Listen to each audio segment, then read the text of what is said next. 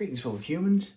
Hopefully you're doing well. And this is going to be a different type of video. Actually, this past weekend on Sunday, yes, there was the Super Bowl. But beyond the Super Bowl, I hosted an episode of This Week in Indies on the goindienow channel where they're focused on indie creators. So, by the way, if you're an indie creator and you want to participate in panels and live panels and get to meet a lot of other indies, check out that channel. I'm going to include the link to the video down below so that you can enjoy the discussion. The discussion actually had to do with the 3 phases of writing. How do you get started? How do you organize ideas? How do you capture ideas? When do you know that an idea is good enough to develop further? Second off, doing the thing, staying motivated, continuing, and just keeping sane. Thirdly, how do you finish? How do you stick the landing? So the discussion is about that. But something that we often do at goindienow is that we do the 5-minute drill. So you have a panel of about 4 authors. There's 10 questions. You got 5 minutes. It's the 5-minute drill. So you're asked 5 questions and you have to answer them. These are great questions. These are fun questions. They're supposed to make you think about your work. And even if you're not a writer and you want to participate and do these questions, by all means, it's like a tag. It's like a book tag on BookTube. So I'm going to say the question and then I'm going to answer it as quickly as possible. I'm not going to time myself because I'm using my phone to record, and that's the only timer I have right now that is handy. Or I could get one. Let's get a timer and see if I can stick to time. The thing is that this is it's supposed to be a 5-minute drill with 4 authors. So that gives me an undue advantage. So I'll have to do it, since 5 is for 4 authors, let's do the 2-minute drill. I have to do this in 2 or 2.5 minutes, and 2.5-minute drills. So on your mark, get set, go. First question is, you're tasked with getting a soundtrack for the movie or TV adaptation of one of your books. What's one song you have to have on that soundtrack? If it's going to be The Human Cycle, one song that has to be there is The Great Below from 9 Inch Nails. That is actually from the Fragile double album. It's an excellent song.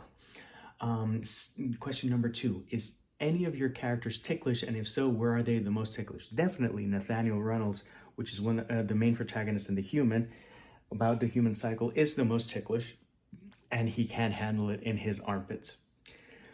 3, craziest thing you've ever used as a bookmark. I think I used a sock as a bookmark on one occasion.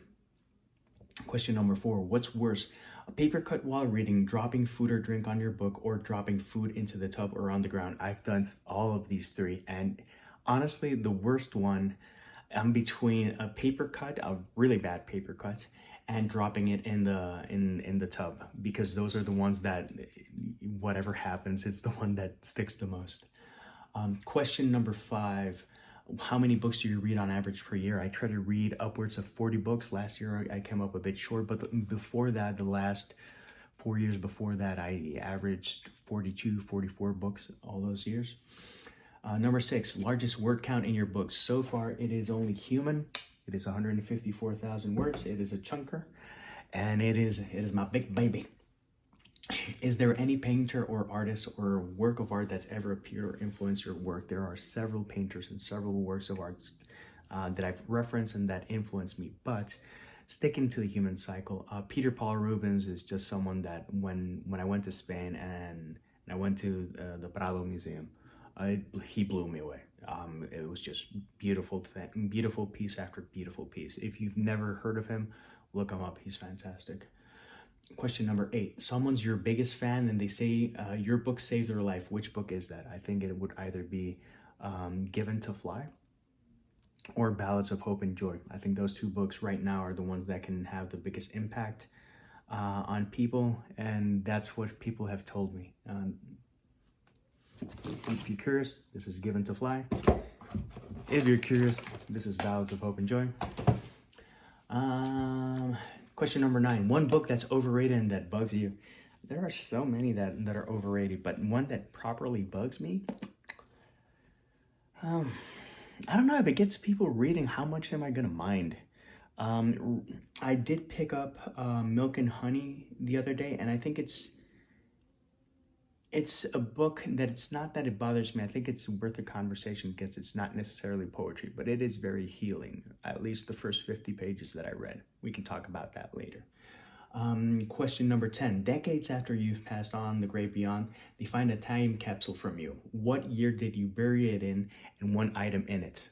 I would have liked to have buried something in the year 2000. And one item,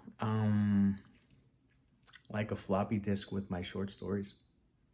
So those are the 10 questions. There's a bonus question.